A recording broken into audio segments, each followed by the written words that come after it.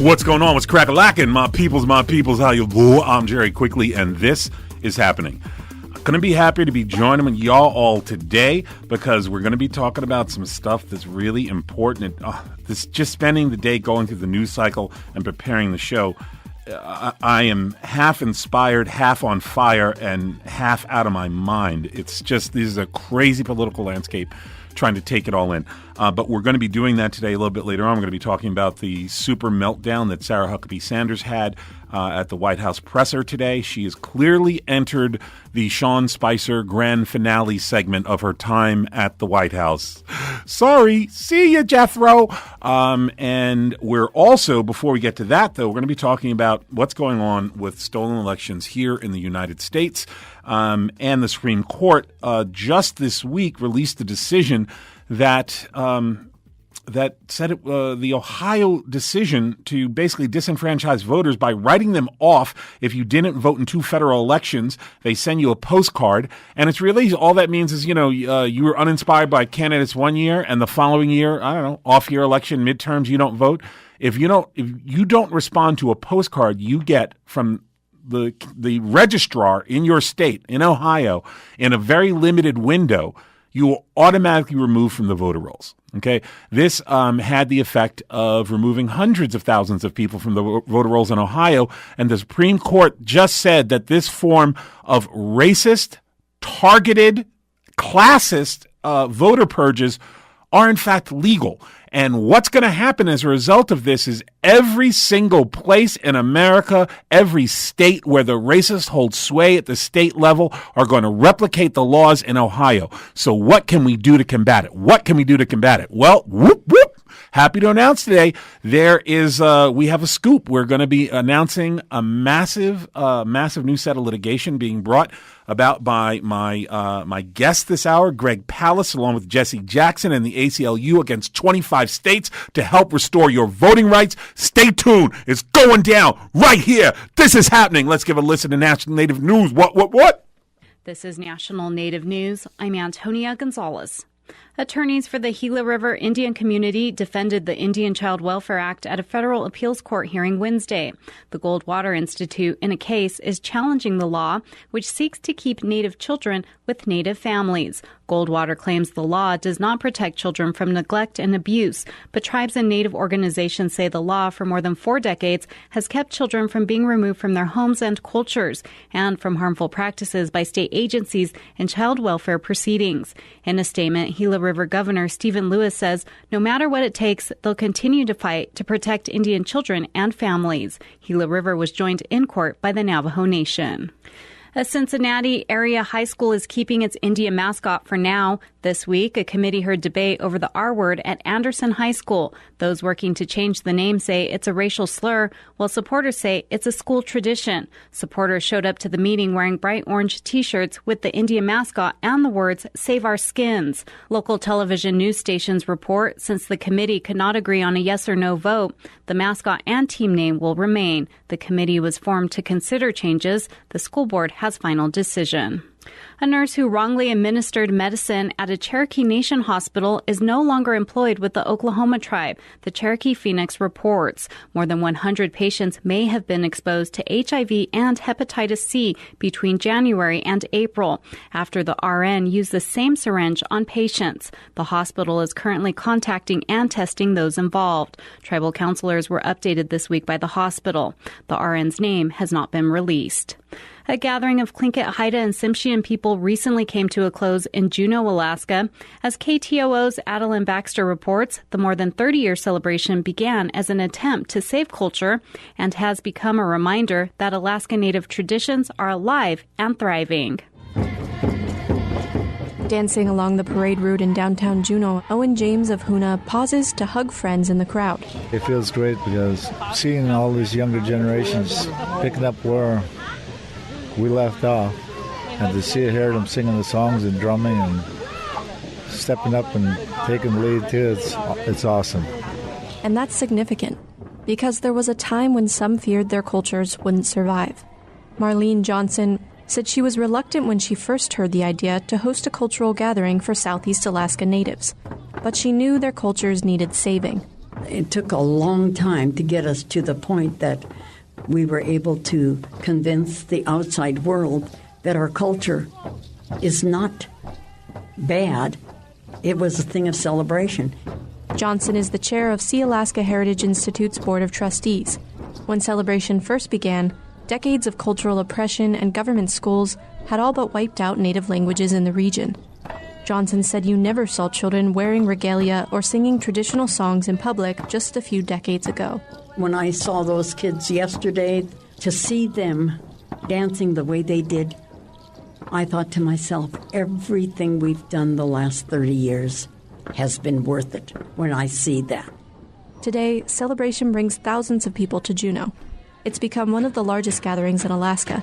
Nearly every community in Southeast is represented on the main stage in Centennial Hall, where about 50 dance groups perform new and traditional songs. As efforts to revitalize Alaska Native languages continue, elders like James and Johnson can take comfort in seeing the younger generation take on a bigger role in Celebration each time. In Juneau, I'm Madeline Baxter. And I'm Antonia Gonzalez. Native Voice One, the Native American Radio Network.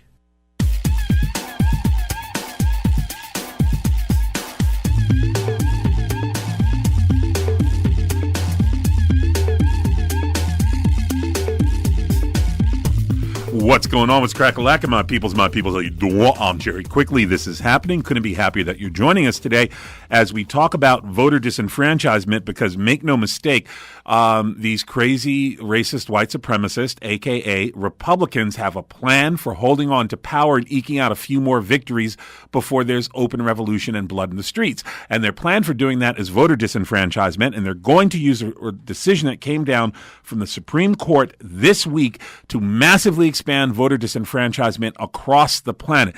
Joining us today to talk about this massive expansion of voter disenfranchisement, that's half the story. The other half the story is my guest is part of a coalition that is creating massive new litigation that they're launching against Ohio and 24 other states to push back against this voter suppression effort. This is racist. This is historic. It's the only way these white supremacists keep power. We must fight against it. F the Supreme Court. They're wrong again. Surprise, surprise. My guest for this hour is the one and only Greg Palast, best-selling author, investigative journalist, and also filmmaker behind Greg Palast, The Best Democracy Money Can Buy, The Case of the Stolen Election. There's a post-election edition that's out now. You can pick up on Amazon. If you're Amazon Prime, you can check it out there for free. Couldn't be happier that Greg is joining us for this hour.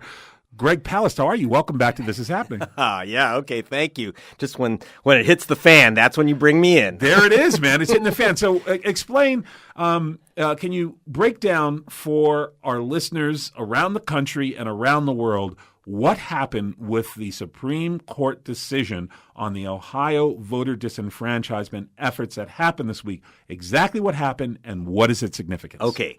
No matter, by the way, start out with this. However bad you think it is, multiply that by 7.5. Second, okay, it's about a postcard. Now, stay with me on this, okay? The media has completely misreported it. Yes, it was there were 500,000 people removed from the voter rolls of Ohio because they missed elections. That triggered them getting a postcard, but actually 1 million people missed a couple of elections, okay? And but they didn't all go. They had to get a postcard, okay? Now, this postcard looks like a piece of junk mail. They do this deliberately. Why? Because the actual law says, right in the law, it's called the National Voter Registration Act of 1993, says you cannot remove anyone for, quote, failure to vote. They say it like 7 times. Failure to vote is not a reason to remove people from I'm going the to voter rolls. offer a quote from an article that you wrote today, and the quote says that the National Voter Registration Act of 1993 states that a voter purge program shall not result in the removal of the name of any person by reason of the person's failure to vote. And that's exactly what they're doing in Ohio. So how does Ohio get away with breaking the law? The answer is that there's a second law called the Help America Vote Act. Now, that law was written by George Bush and Karl Rove. And when Rove and Bush tell you they're going to help you vote, you better look out. But the Democrats... Like Save American Forests Act. You better trees, you better run. Okay, so exactly. So what happened was in 1993, the Democratic Congress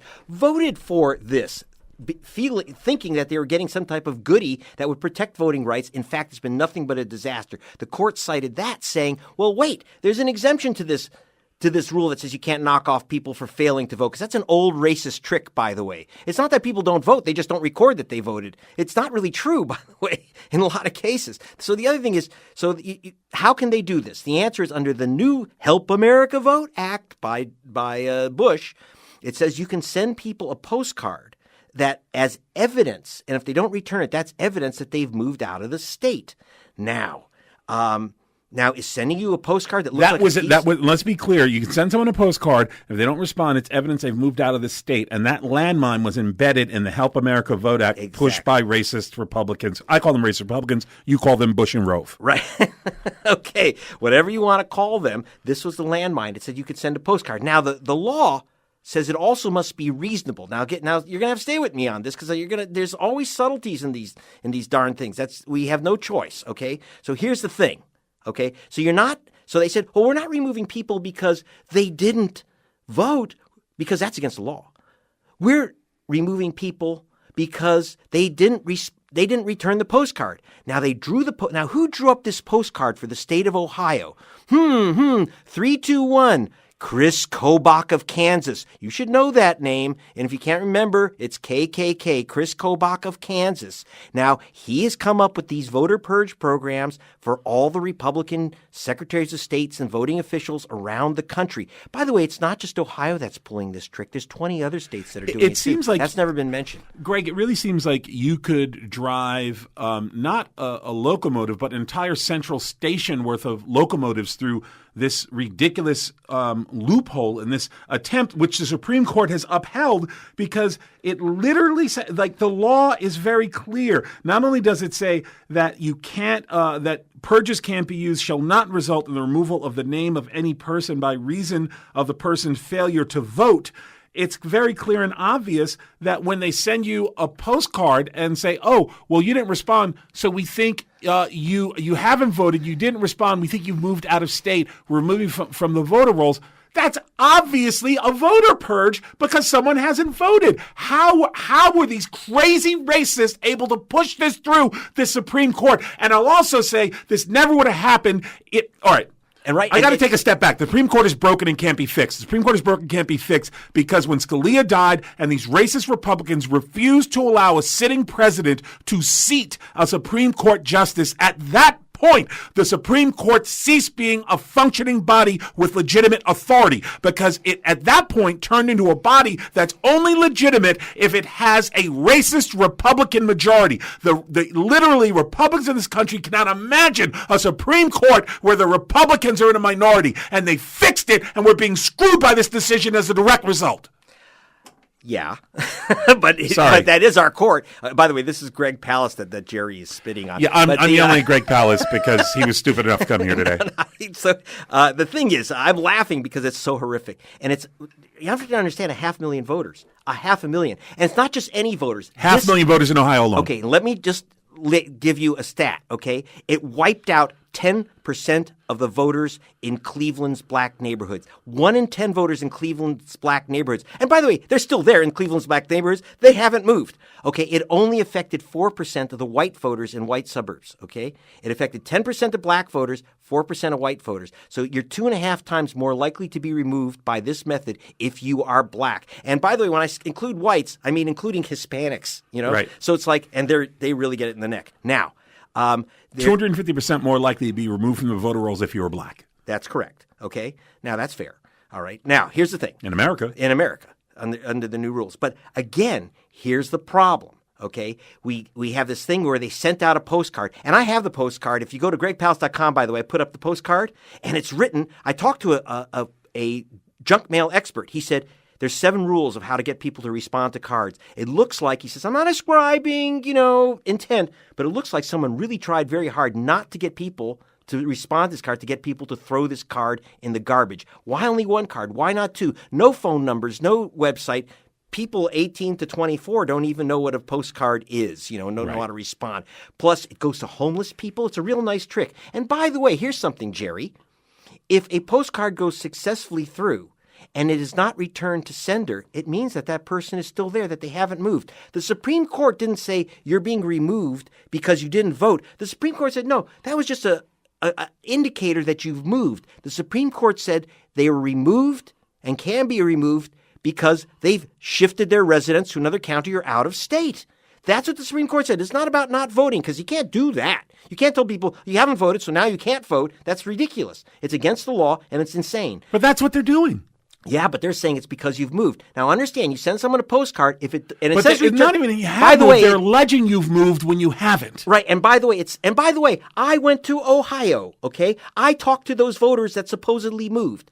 Donald, it's in my film, The Best Democracy Money Can Buy, The Case of the Stolen Election, so you know how it was stolen, okay? So I went to the home of Donald Alexander Webster of Dayton, Ohio. He was there in the flesh. They said he had moved to Virginia and was voting as Donald Eugene Webster Jr. They said that was the same person. Now, you're going to be shocked by this, but that gentleman was African American. Wow, that is really shocking. And so what happened is there he is. He's live in the flesh. He's not voting somewhere else illegally twice. He hasn't moved out of the state. He's been living in that house, and he is on that target list. Now, I want to make an announcement. This will be the first public announcement of this. A major law firm in New York, the Meyer Mizaki firm of New York, which is one of the big class action firms, has agreed to represent me and agreed to represent Reverend Jesse Jackson.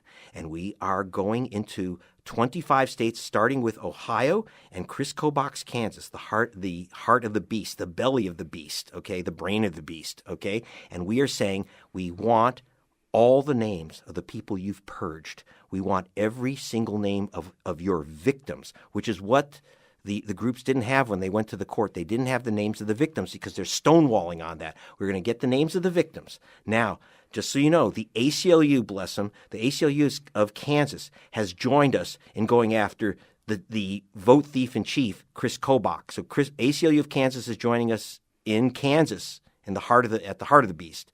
We're going after all 25 states and Ohio. I'll be personally serving John Husted, and I don't use this term lightly, the racist Secretary of State of Ohio. I'm going to serve him with also a notice, a 90-day notice that we are suing his behind in 90 days if he doesn't turn over those purge lists. So we are also hitting him in two directions. We're demanding lists under Open Records Act and FOIAs. We are also going to take him into a federal court unless he gives us the list, because I want all the names of the Donald Websters who've been accused of voting somewhere else, leaving the state because their middle name is different. Now, how did Houston get this list? The answer is... How did the Secretary of State of Ohio get a list from Virginia several hundred miles away with a completely different voting database? How are they sharing this information, and how widely shared is it? Because if they're sharing it, my assumption is it's also in the hands of the Kremlin. Well, let's put it this way. The Kremlin of vote thievery is in Wichita and Topeka. It is Chris Kobach of Kansas has taken the voter rolls of 27 states. He's mixed them together, and he spreads them back out to all these GOP secretaries of state. And he says, this is, and he by the way, Kobach, I had to jump him. In the film, you'll see me jump him because he wouldn't talk to me. Great team. But now he actually calls me up to try to change my mind about things. And he said, oh, look, I'm not accusing people of voting twice. I'm just providing evidence to states that these people have moved, and that gives them the excuse to send the postcard to wipe you out. So he's got 2 million names on his list. 2 million names have mismatched middle names. So he's running around the country with a name of 2 million lists of that people he can use as widgets to disenfranchise any local community, because someone in that community is going to have a name similar to someone on his goddamn list. And well, let's make it clear. 85, according to the Census Bureau, 85 of the 100 most common last names in America are minority names. And you're talking about John Black, you're talking about Johnson, Kim, Rodriguez, Hernandez. There are 800. Pookie, Junebug, Jay. And there are 832 2,000 Garcias in the United States of America. Wow. If your name's a Garcia, you're on the list. So what's happening is it's not just and so there's all these triggers according to the courts that are legal, but all it is triggers to suggest that you may have moved somewhere else.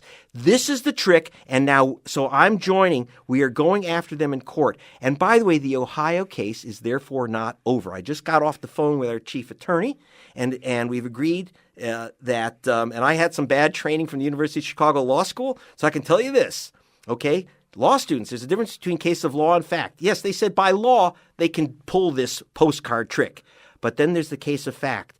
If I can show that people getting these postcards are there in the flesh, that Donald Webster is right here in front of my face and talking to me, and he's still in Dayton, Ohio, and he ain't moved nowhere. His only crime is voting while black because he has a common African-American name. 500,000 people, by the way, on that list were voters. And see, they play all kinds of games, and this is crucial, and not understood by the press. It is racial. And so, therefore, it also violates the Voting Rights Act. It violates the intent of the NVRA. And there's certain things that HAVA, that Help America Vote Act, written by Bush and Rove, can't undo because they didn't undo the preamble to NVRA, which says it is vital to America that voters not be disenfranchised by unfair tactics. That is part of the law that must be considered by the courts. So the courts are going to have to consider whether this tactic that they use actually gets people who move. No one actually looked at that, and that's what we're looking at, the actual facts on the ground, and we're going to sue their behinds until they give us a list of victims. For that matter, if the tactics don't matter, they could have said, well, I looked at the coffee grounds in the bottom of the coffee cup, and it told me to create this list. Because that process of looking at the grounds in the bottom of a coffee cup is just as legitimate as their process if neither process is explored, unpacked, or questioned. Right. And you'll love this. They said, well, you can't use people's non-voting to take away their next vote if they try to vote, and you can't use just a postcard. But if you take these two things that you can't use and you put them together, well, that's okay. Oh, my God. This is called white supremacy. Oh, my God. My guest is the one and only Greg Palast. He is a best-selling author. He has got his latest film out, the new edition of The Best Democracy Money Can Buy, The Case of the Stolen Election, featuring Rosario Dawson, Richard Belzer, Shailene Woodley, Willie Nelson, Ice-T, and more. It's up and available on Amazon. And if you're Amazon Prime, you can check it out for free. Greg, I'm apoplectic. It is difficult for me to sit here absorbing this all without just either yelling and screaming, like throwing my coffee cup through the studio window, or just ending up in a fetal ball. I cannot. It is obvious on the face of it that this is a fascist, right-wing, racist coup to steal and to forever disenfranchise black voters and any voter, not just black, by the way. Right now, we're the targets. And someday down the road, it's going to be some other group. By the way, they're going after students. They created a widget to weaponize against any voter they choose forever. Well, you can imagine. Am I misstating this?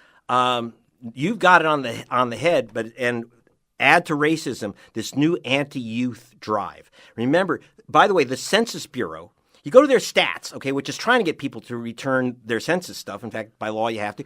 They found out the chance that if you are 18 to 24, a new voter, the chance you're going to return a card from the government by mail, okay, is less than 50%.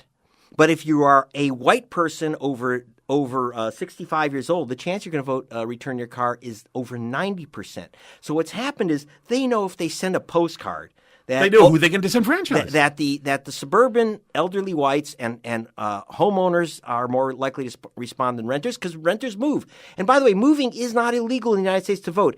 Renters, for example, and you know darn well, especially in places like Chicago, like Cleveland, like Dayton, people, especially poor people, move within apartment buildings, move within their neighborhood. They move apartment to apartment, et cetera, and they don't get these mail. But you don't have to re-register. You're still in the same voting district. It's a trick. It's a racist trick, but it's also going after the young voter because they know the young voters don't respond to this stuff or they move. My daughter's a student. She went into war to to vote in Georgia because they said, well, you have to be a certain dress a certain time. She said, well, I'm a student. I move dorm rooms.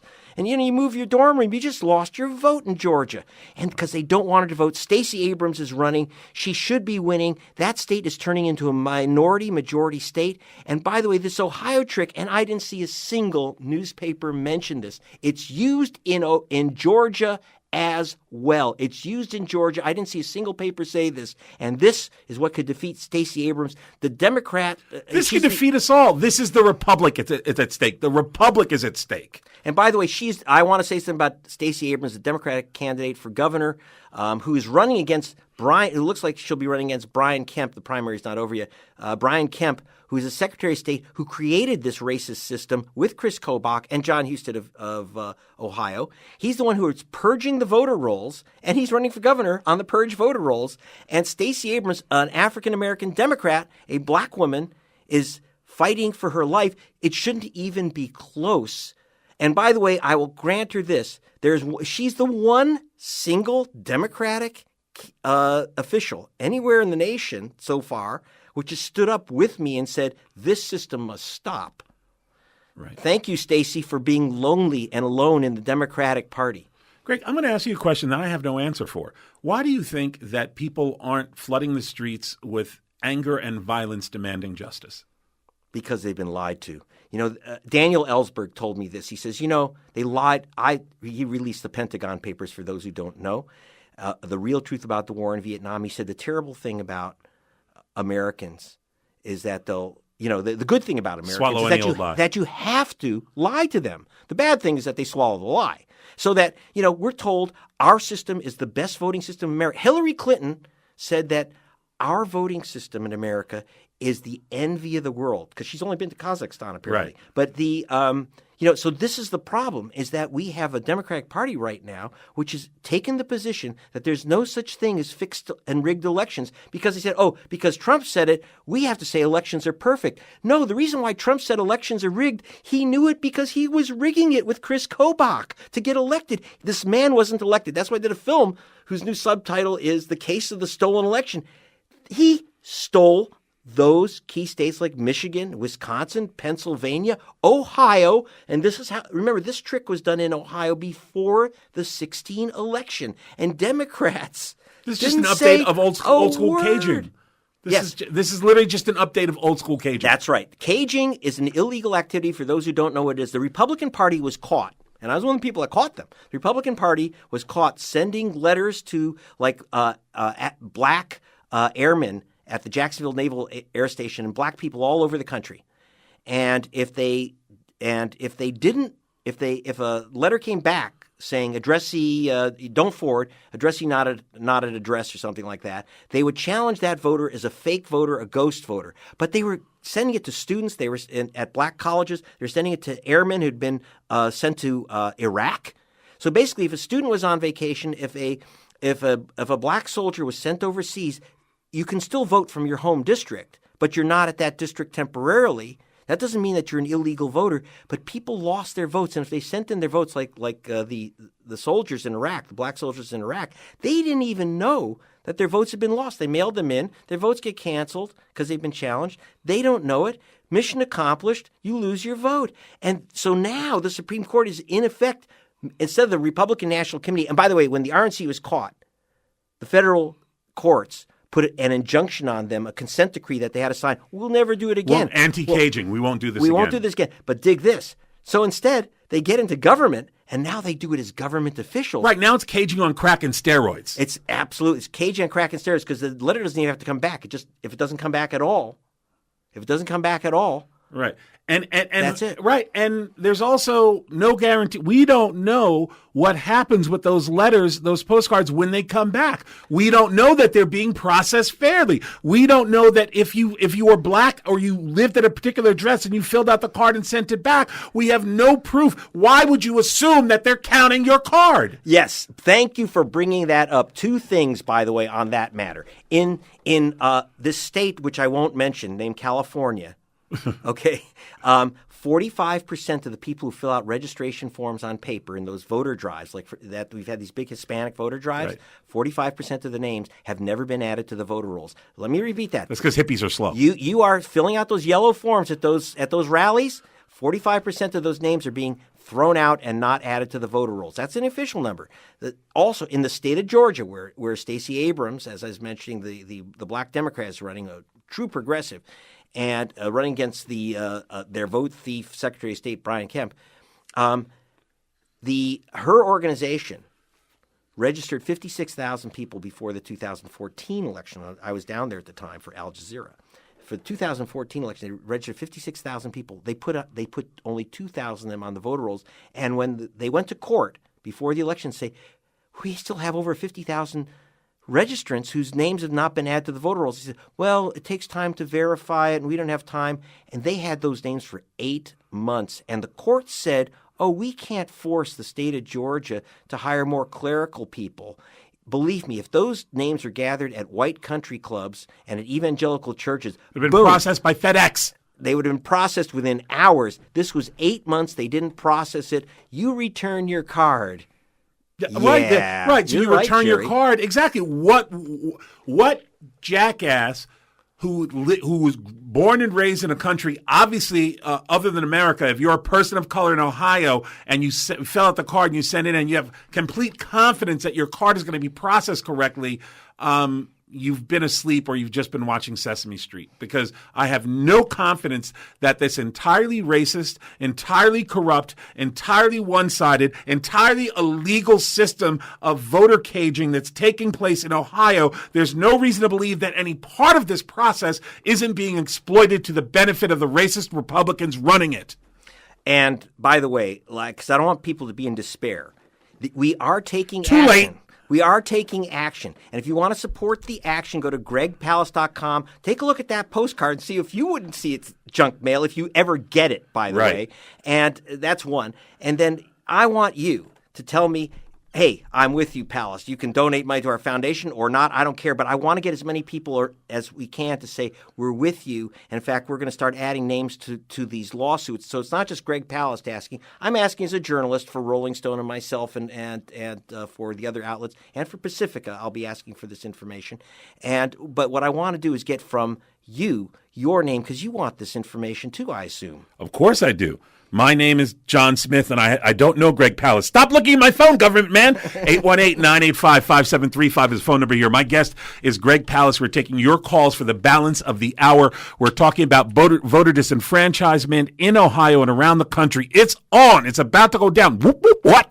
818-985-5735. I'm Jerry Quickly. We're going to take a really super short break. When we come back, Greg Palast is here to take your calls. 818-985-5735. Be right back after this short break. From the number one station, you come. What's going on? What's crack-a-lack, my peoples, how you rule? I'm Jerry Quickly. And I'm Jose Benavides, producer of This Is Happening. And we're so happy today because today is a day that we get to say thank you. And we really want to thank Susan Park and Chef Zaidi over there at Revolucionario Tacos for their generous donation to our station. And more, even more so than them, because you know I love them, my love extends to y'all all. Thank you, listeners, for keeping us alive. Thank you for keeping the light on. Thank you for holding the torch. Thank you for showing me that I made the right decision coming back to America to engage in this fight with you. I couldn't be happier to be doing this with Jose and y'all all having our back. Listeners of This Is Happening, thank you so much. And then you rub it from the top, from the top, from the top, and never stop, and never stop, and never stop, never stop.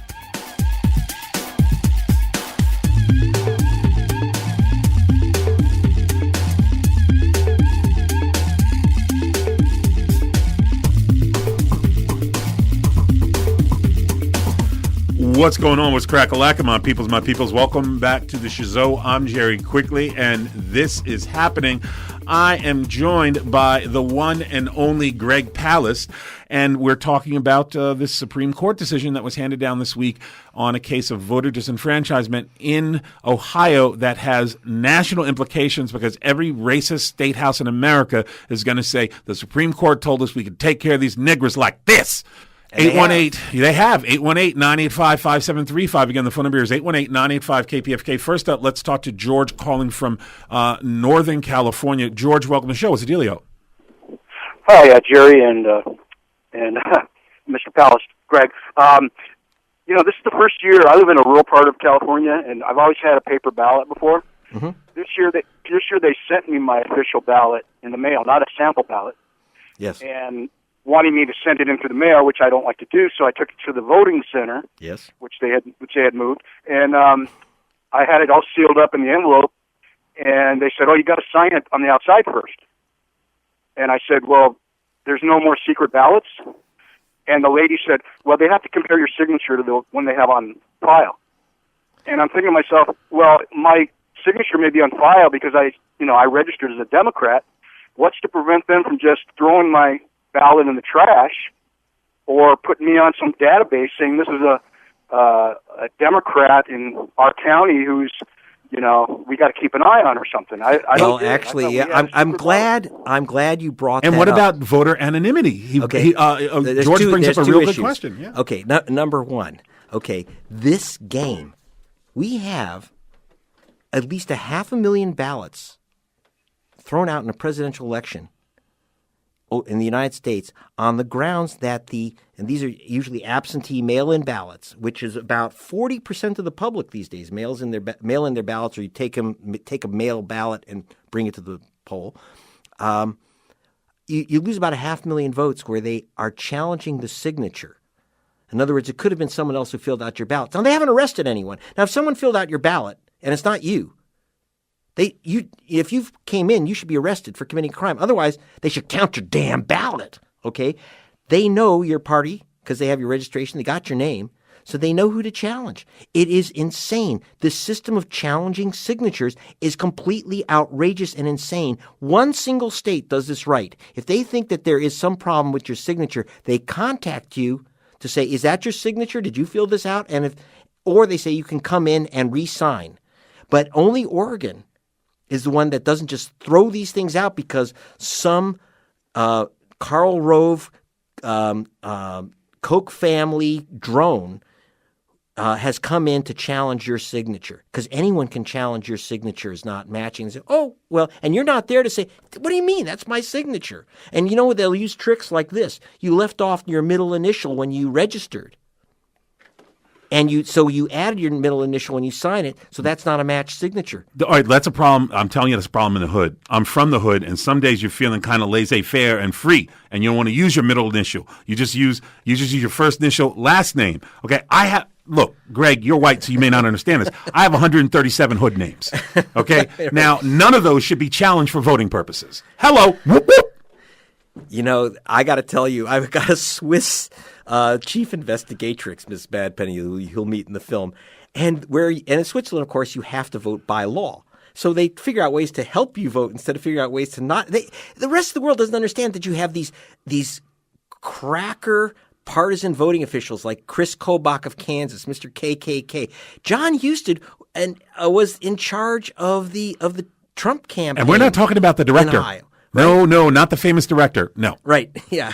White Hunter Blackheart? No.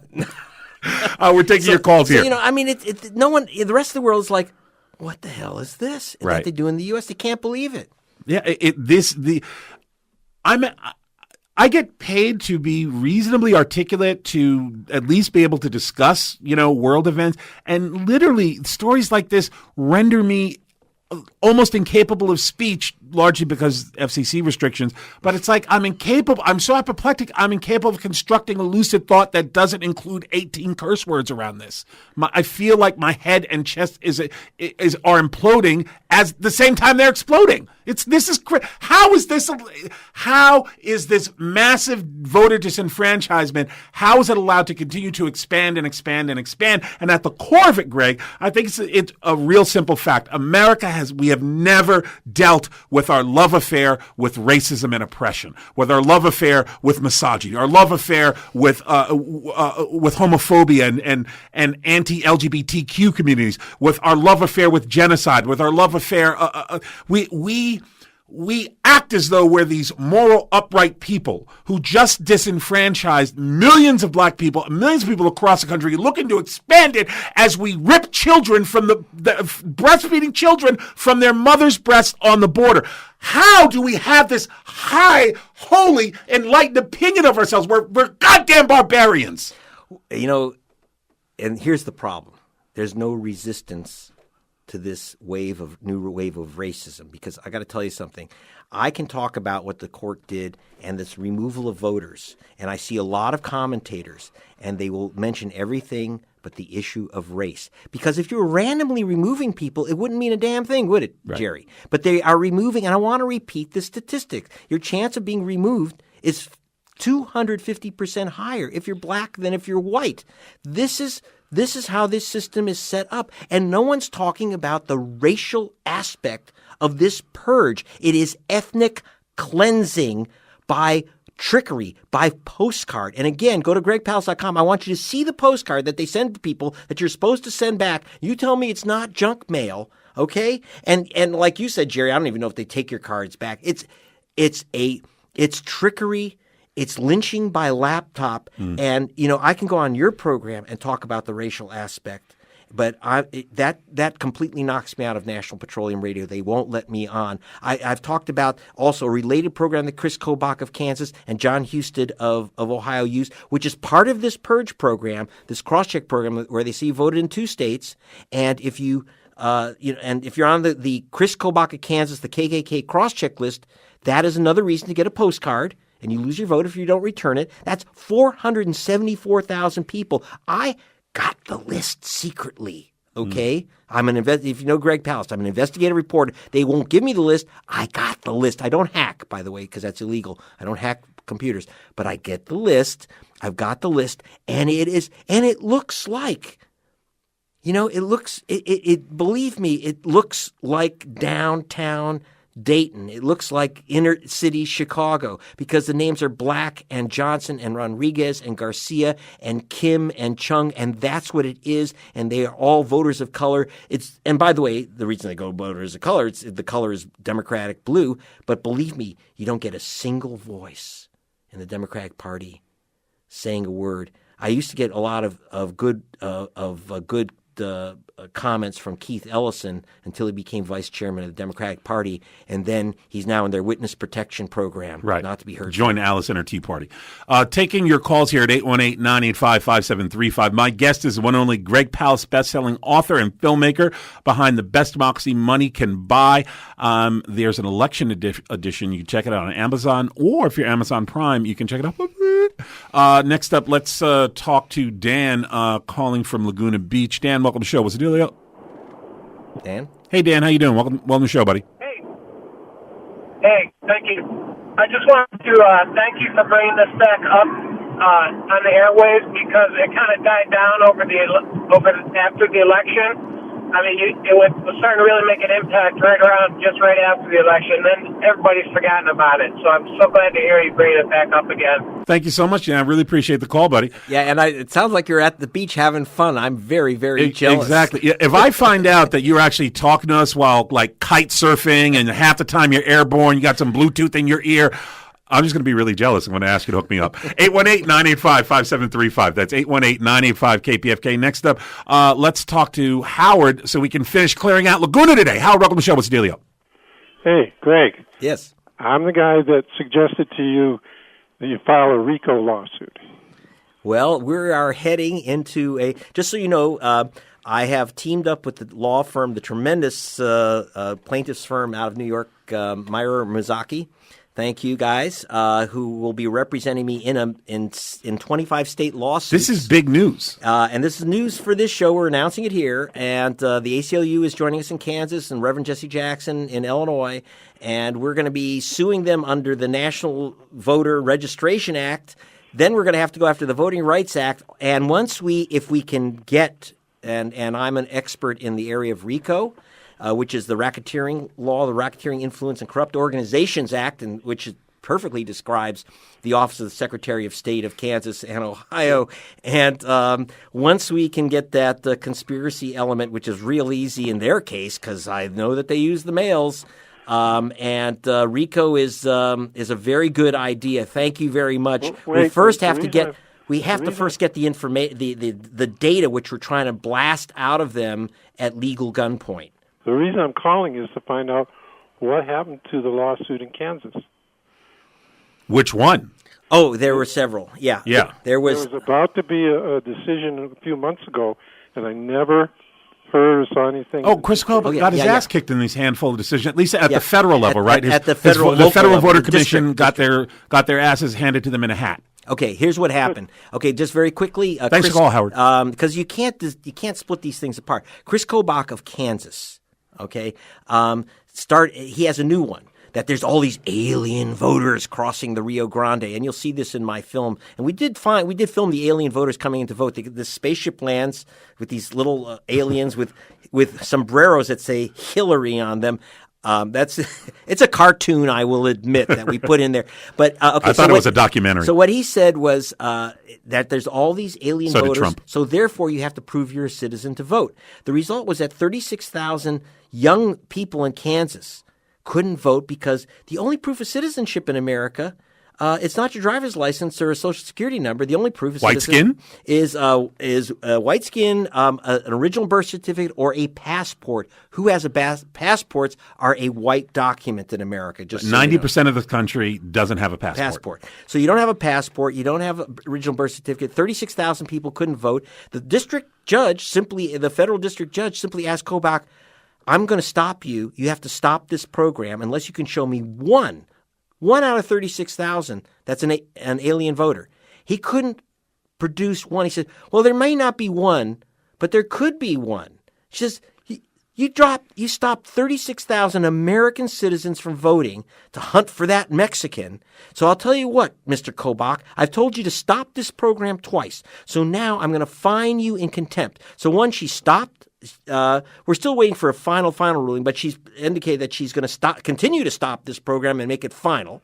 Second, she has hit Chris Kobach with contempt charges that he has to pay. And here's delicious. She said, no, you don't have to pay the state because you are the state. You're not going to write a check to yourself, sir. You're going to write a check to the ACLU for their cost. And that's a burn. That's going to linger. And even the Republicans in the state of Kansas voted to stop Kobach from using state money to pay to the ACLU. He has to pay out of his pocket. Now, of course, the Kochs, who are right there in Wichita, are going to cover it for him. But he does have to pay out of his own. Well, for now, there's two of them, soon to be one. Yeah. And so what's going to happen... But here's our problem. Kobach, who I continue to have some nasty conflicts with, has indicated he's going to his Supreme Court. He's going to right-wing heaven, and he knows he's got 5 guys in black robes with white hoods, and that trumps, pun intended, the 4 angels who are trying to save this republic. And he knows, watch out, that alien voter thing could end up being blessed by the Supreme Court. But on the local and the district level, yes, he got his ass handed to him. You know, I really am obliged to shift gears a little bit because there was a press conference at the White House today. Sarah Huckabee Sanders has clearly entered the Sean Spicer grand finale segment of her time at the White House. And it was horrific watching her deny the horror that we are creating on the border by ripping children, breastfeeding children from their mother's breasts. Let's give a listen to this first clip. And in this clip, you're going to this is a new border policy. This is just... This will explain itself. We're taking calls here with my guest, Greg Palast, best-selling author and filmmaker behind The Best Democracy That Money Can Buy, The Case of the Stolen Election. Let's give a listen to this clip of Sarah Huckabee Sanders and the new border policy that's happening on our southern border. Can you tell us why the president saluted the North Koreans when he was over in Singapore? It's a common courtesy when a military official from another government salutes that you return that. Can I just ask a second question, completely unrelated, on these children who are being separated from their families as they come across the border? The Attorney General earlier today said that somehow there's a justification for this in the Bible. Where does it say in the Bible that it's moral to take children away from their mothers? I'm not aware of the Attorney General's comments or what he would be referencing. I can say that it is very biblical to enforce the law. That is actually repeated a number of times throughout the Bible. However, this hold on, Jim, if you'll let me finish. Again, I'm not going to comment on the attorney's specific comments that I haven't seen. It's in the Bible to That's follow not the what law. I said, and I know it's hard for you to understand. Even short sentences, I guess, and please don't take my words out of context, but the separation of illegal alien families is the product of the same legal loopholes that Democrats refuse to close, and these laws are the same that have been on the books for over a decade, and the president is simply enforcing them. Policy to take children away from their parents. Can It's you a imagine moral the policy horror that to these children follow must and be going enforce the through law. when they come across the border? Jim. They're with their parents, and then suddenly they're pulled away from their parents. Why is the government doing this? Because it's the law, and that's what the law states. And the law. You guys don't have to do that. It's You're right, your it doesn't policy. have to be the law, and the president has actually called on Democrats in Congress to fix those loopholes. The Democrats have failed to come to the table, failed to help this president close these loopholes and fix this problem.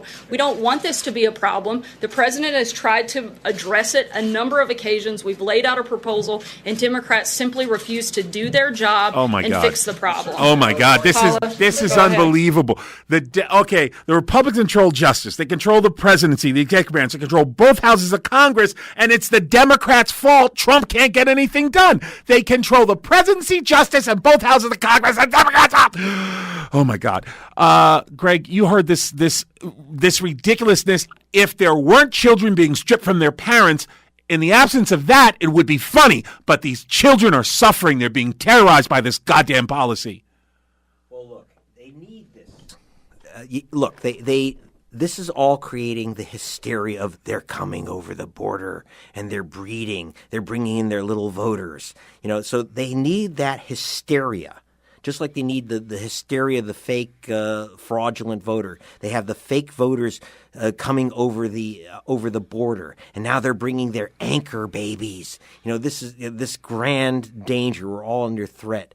So you have to understand, hysteria is part of the game, and they're basically saying, we're not going to be bleeding hearts, and we're trying to terrorize people into not coming over the border. But you have to understand who's coming over the border. They're terrorizing children in the hope that they'll send a message to adults somewhere else.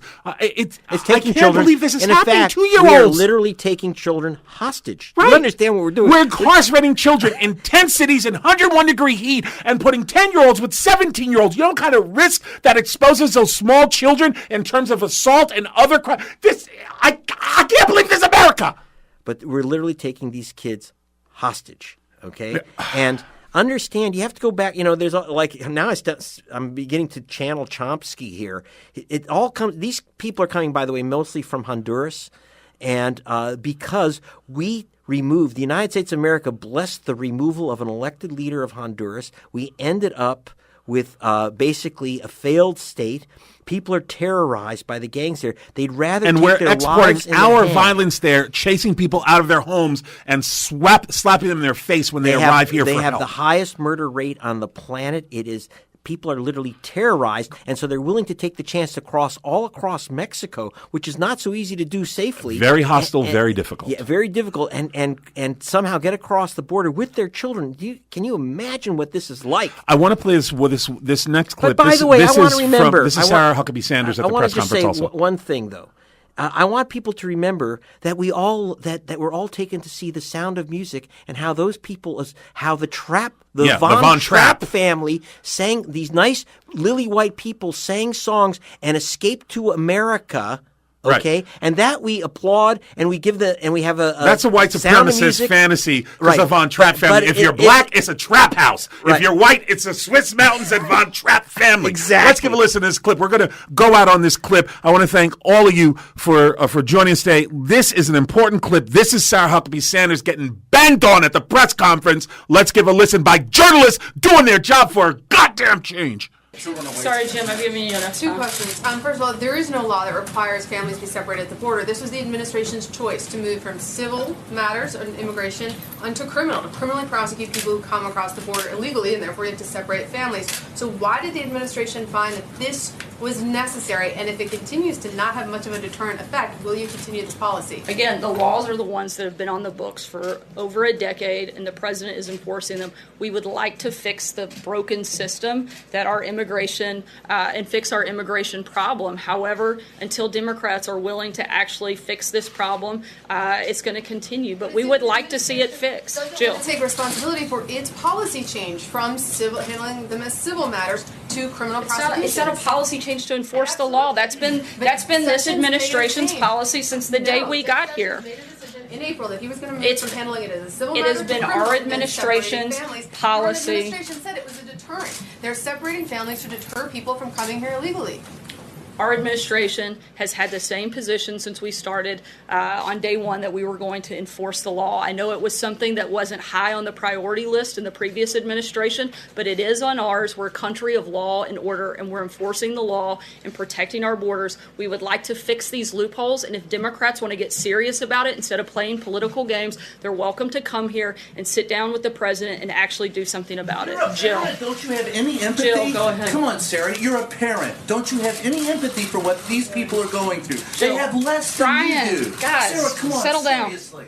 I'm trying to be serious, but I'm not going to have you yell out of turn. Jill, please It's call. a law, and they have these people have nothing. Hey, Brian, I know you want to get some more TV time, but that's not what this is about. If I want to recognize you, go ahead, Jill. Honestly, answer the question. It's a serious question. These people have nothing. They come to the border with nothing, and you throw children in cages. You're a parent. Speak on it. You're a parent of young children. Speak on it. Don't you have any empathy for what they go through? Speak on it. Two questions for you. Firstly, does the president No, really your answer believe was that no. Next caffeine- question. Next question. Wow. I want to thank all of you for joining us today and calling in. Thank you so much. But I want to give really big props, really big shout out to Greg Palast, my guest on the show today. He is a best-selling author. Greg Palast, the best democracy money can buy. Check him out at gregpalast.com. Join his fight against these racist Republican states trying to steal all of our votes. It's time to save the Republic. It's time to put your back into it. Freedom takes work. God damn it. I'm Jerry Quigley. That's it, y'all. Till tomorrow. I'm out.